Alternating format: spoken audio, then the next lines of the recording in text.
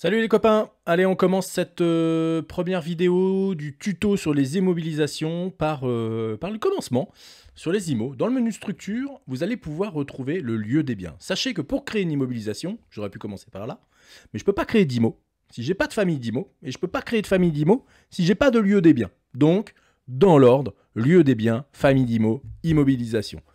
Le lieu des biens, ça sert à quoi? Le lieu des biens va vous permettre de pouvoir représenter géographiquement où se trouve votre immobilisation. Dans la démo, je parlais des établissements. On peut très bien créer un lieu des biens pour reprendre l'exemple de BLC pour nos différentes agences. Paris, Marseille, Lyon, Bordeaux, bientôt Nantes, bientôt Lille.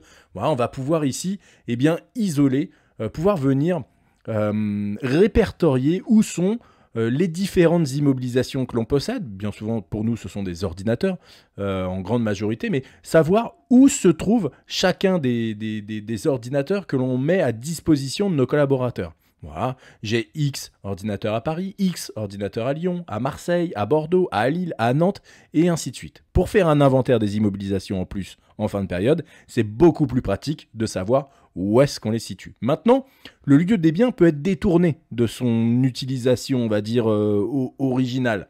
On peut également, pourquoi pas, gérer des bureaux. Moi, j'ai un seul bureau, une seule entreprise à un lieu précis, à Paris ou ailleurs, peu importe. Je vais pouvoir gérer le bureau A, le bureau B, le bureau C, et ainsi de suite. Et pourquoi pas même aller encore plus loin, dans le lieu des biens, gérer les personnes auxquelles on met à disposition ces biens. Alors, on pourrait le gérer différemment avec une petite info libre au niveau des IMO. On verra ça tout à l'heure ensemble quand on parlera des IMO. Mais voilà, on peut très bien venir détourner la fonctionnalité première du lieu des biens et donc gérer un petit peu comme on le souhaite ce lieu des biens. Pour créer un nouveau lieu, c'était très simple, hein. On va cliquer sur le bouton nouveau, on va lui donner un intitulé. Ici par exemple, je suis à Paris, voilà, le lieu des biens c'est l'agence de Paris. Je vais pouvoir lui mettre une adresse, 94 rue Saint-Lazare dans le 9e. Voilà, hop. Hop, pardon, là j'ai fait n'importe quoi, mais hop, à Paris, la région Île-de-France, le pays, on va pouvoir venir créer nos pays ici. Alors, les pays, hein, on reprend les mêmes que ceux qu'on a déjà créés en comptabilité. Vous savez, la base immobilisation, une fois qu'on la met en place, on reprend le même référentiel comptable que celui qu'on a dans la compta, ou bien dans la gestion commerciale, peu importe. Donc, tout ce qui va être plan comptable, on parle ici de pays, les devises, le plan comptable j'en ai parlé, les codes journaux, et ainsi de suite, tout va être repris, hein. Il n'y a pas de paramétrage spécifique à faire à ce niveau-là, tout est repris bien évidemment. On peut y mettre pourquoi pas un numéro de téléphone, télécopie, un email, et on va définir ou non comme lieu principal ou pas. On peut venir y associer pourquoi pas des contacts, ici vous pouvez ajouter autant de contacts que vous le souhaitez.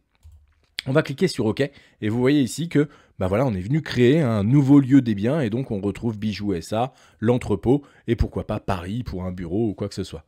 Pour modifier un lieu des biens, c'est très simple, hein. On va double-cliquer ici sur par exemple l'entrepôt pour retrouver la fiche de l'entrepôt qu'on va pouvoir modifier à ce niveau-là et pourquoi pas ajouter et ou supprimer et ou modifier des contacts existants dans cet entrepôt. Voilà. Donc créer un lieu des biens, c'est vraiment la première chose à faire dans les immobilisations. C'est presque obligatoire de commencer tout de suite par là et ensuite on va pouvoir aller sur le reste, hein, la famille d'immobilisation, les immobilisations et ensuite on va être plutôt dans le traitement des immobilisations au quotidien. C'est très simple à mettre en place un logiciel des immobilisations, mais voilà, il faut commencer par la base, lieu des biens, famille, IMO et dans cet ordre. Voilà, c'était Sylvain de BLC. Si vous avez la moindre question, un petit commentaire sous cette vidéo, on y répond ou bien directement, vous rejoignez notre communauté Discord et on sera ravis de pouvoir vous répondre. Bien sûr, si vous regardez cette petite vidéo sur YouTube aussi, s'il vous plaît, ça nous aide énormément avec la petite cloche pour vous abonner. C'est vraiment cool et donc s'abonner aussi à la chaîne pour pouvoir être tenu informé de toutes les nouveautés qui pourraient intervenir sur les logiciels de gestion. Allez, à très vite. Ciao.